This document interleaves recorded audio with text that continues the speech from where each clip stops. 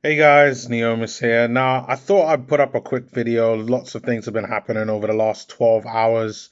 So to all of you that probably has watched me over 101 Arsenal, I was on there yesterday talking about my preview for the last 10 games, giving up predictions and points that I definitely will be keeping track of. And you know what? I've already decided that at some point I will then go up and look at all the games for the rest of the season and where I think Arsenal will finish on in terms of points, and how that will possibly line up. But before I even go into something like that, I thought what would have been a good thing to do would be able to talk about Mikel Arteta's press conference that he recently did earlier on this morning. Chris Wheatley from Football.London was talking about it and giving everyone kind of bullet points on what's happened, along with several other sources as well. And there was some pretty interesting things that he talked about. So some of the general stuff that they asked him is, what about Messi going to PSG? Which, like, fine, but like, I'm an Arsenal fan. I couldn't care about PSG, not too much, to be really honest. So one of the things that they asked for is in regards to Aaron Ramsdale. He didn't kind of confirm that the deal isn't going to get done, but kind of really alluded to that transfers are going to be tough, which I'm letting you all know right now that I believe the transfers are going to be really tough. He also said that sometimes deals happen in the last week of the window, which is good to hear. However, from everything that I've seen from Arsenal over this summer, I personally don't think that Arsenal are going to be signing anyone. I think that they've completely messed up this plan, this window that they've had. They talk about that there was a plan in place and certain priorities of players, positions of players, the actual targets who they went out for, is just not good enough for me. And this is the position that Arsenal are in right now. I think it's pretty paramount that at the end of last season, we all knew Matt Ryan was going to be leaving and either going back to Brighton, and we had a choice whether we were going to go and go after Matt Ryan. And quite clearly, that wasn't the case. They wanted to go after an English goalkeeper. And there were many other goalkeepers that they could have gone. And if they had planned it out properly, then they could have had other options. Why didn't we go after Tom Heaton? He signed from Man United. Was it you had Wayne Hennessy? Burnley signed him on a free from Crystal Palace. Why weren't we trying to do that? It's really really strange. And it's quite obvious that their biggest plan was to probably get Odegaard. Then when they realized that the Odegaard thing wasn't really gonna pan out well that much, they probably then decided, okay, you know what? Then we need to go and look elsewhere. And then all the other things just didn't quite happen. Players that they wanted to sell didn't get sell. And now Arsenal are in a situation whereby we really just have to almost give players away.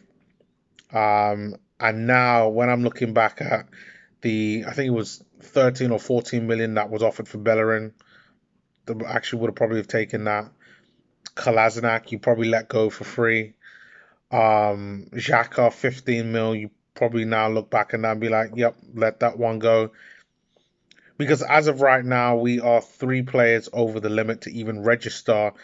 And we're going to have some difficult conversations. Or, well, not we, but Mikel Arteta is going to have difficult conversations. And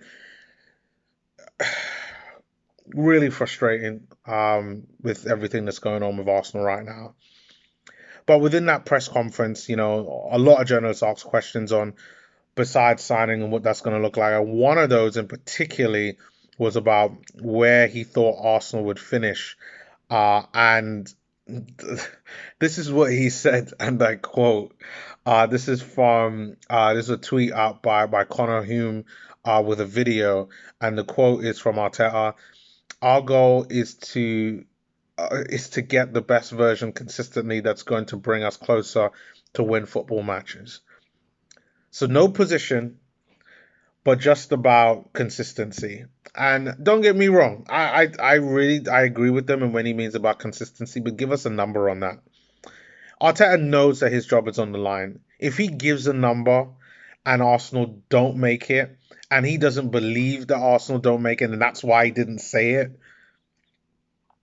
he's trying to cover his back.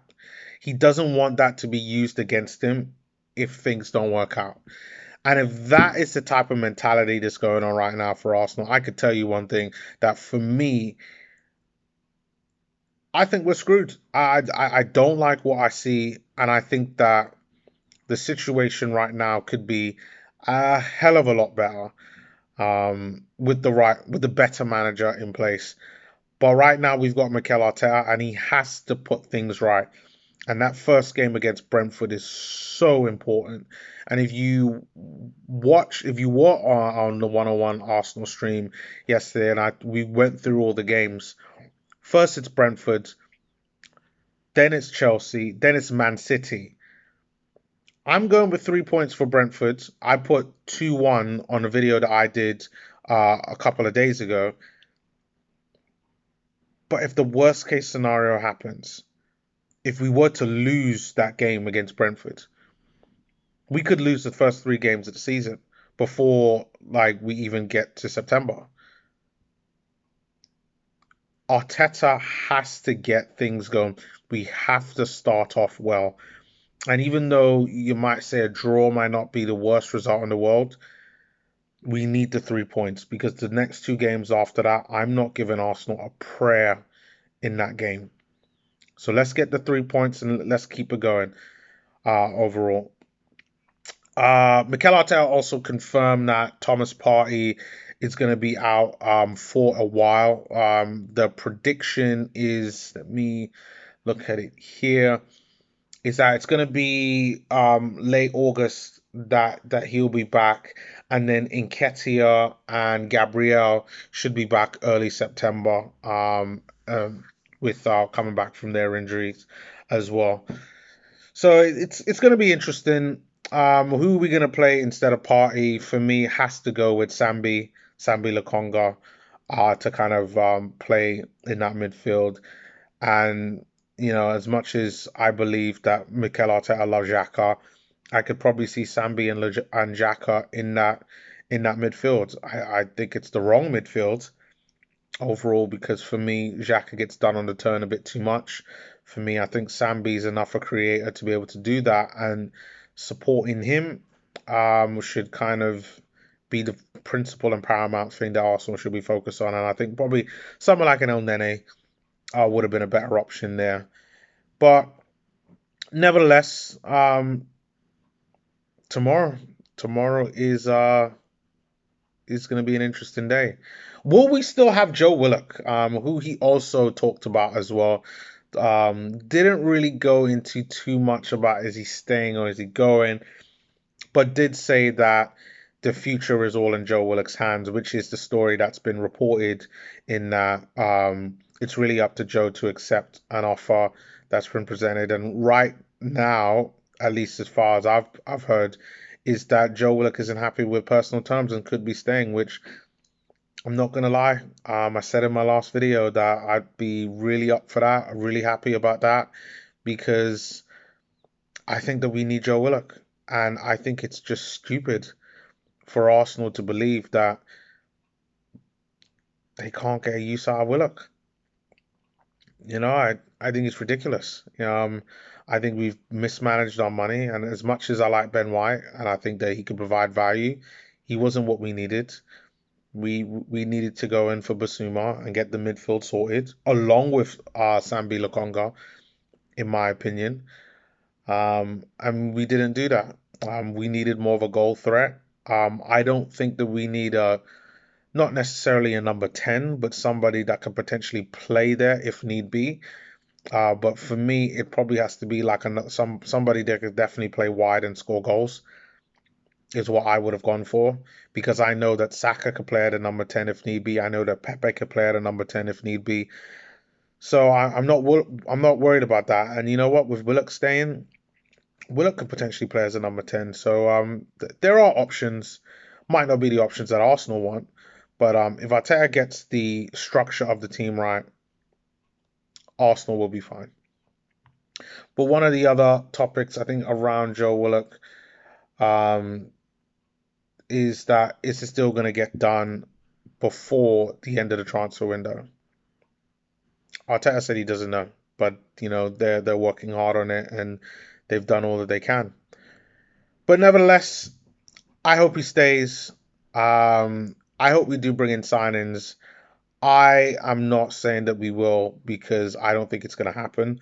And I think that at the end of the transfer window, there's going to be, there's like Arteta's going to have to adapt or perish. And that's the way how I see it. You can't